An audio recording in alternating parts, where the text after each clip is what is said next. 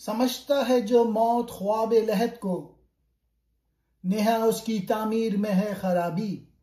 جو شخص یہ سمجھتا ہے کہ قبر کی نیند یعنی موت بس ایک ختم ہو جانا ہے، سب کچھ ختم ہو گیا ہے، تو دراصل اس کے وجود، اس کی سوچ، اس کی شخصیت کی بنیاد میں ہی خرابی ہے۔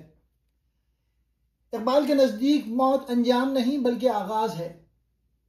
وہ اسے فنا نہیں بلکہ تکمیل زندگی سمجھتے ہیں، ایک ایسی حالت جس سے روح ایک نئی سطح پر پہنچتی ہے۔ لہٰذا جو شخص موت کو صرف خواب لحد یعنی قبر کی خاموش نیند سمجھ کر زندگی کو لا حاصل جانتا ہے، وہ دراصل زندگی کی اصل حقیقت سے ناواقف ہے۔ ایسے انسان کی تعمیر یعنی اس کا نظریہ، اس کی فکر اور طرز زندگی غلط بنیاد پر کھڑی ہے۔ اقبال کا کہنا ہے کہ زندگی ایک مسلسل ارتقاء ہے، موت اس کا خاتمہ نہیں بلکہ ایک دروازہ ہے جو اگلے مرحلے کی طرف کھلتا ہے۔ لہٰذا جو موت سے ڈرتا ہے یا اسے انجام سمجھتا ہے، وہ اپنی روحانی تعمیر ہی غلط بنیاد پر کرتا ہے، کیونکہ وہ امید، عمل اور ابدیت پر ایمان نہیں رکھتا۔ اقبال ہمیں یہ سمجھانا چاہتے ہیں کہ اے انسان، اگر تو موت کو انجام سمجھتا ہے تو تیری فکر میں زوال ہے، کیونکہ موت تو زندگی کا وقفہ ہے، فنا نہیں۔ یہ اس راہ کا سنگ میل ہے جو ابدی وجود کی طرف لے جاتی ہے۔ زندگی کی تعمیر تبھی کامل ہے جب اس کی بنیاد یقین ابد پر رکھی جائے۔ خواب لحد، قبر کی نیند، نیا کہتے ہیں چھپی ہوئی، تعمیر بننا، خرابی کہتے ہیں بگڑنا۔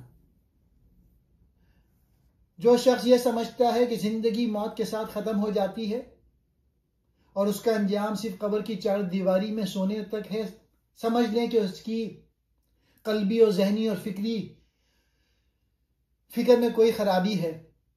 زندگی قبر تک کی منزل کا نام نہیں بلکہ یہ اس سے آگے بھی رواں دواں رہتی ہے، لیکن اس راز کو وہی پا سکتا ہے جس کا دل عشق سے زندہ ہو اور جس کی روح غلامی سے مردہ نہ ہو چکی ہو۔ اقبال کے نزدیک زندگی محض جسمانی وجود کا نام نہیں بلکہ روحانی ارتقاء کا سفر ہے۔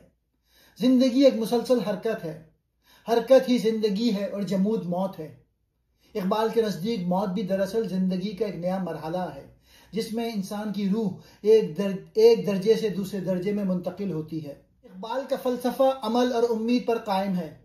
اگر انسان موت کو انجام سمجھے تو وہ عمل چھوڑ دیتا ہے، لیکن اگر وہ اسے ایک دروازہ ارتقاء سمجھے تو اس کے عمل میں جوش، ایمان اور مقصد پیدا ہوتا ہے۔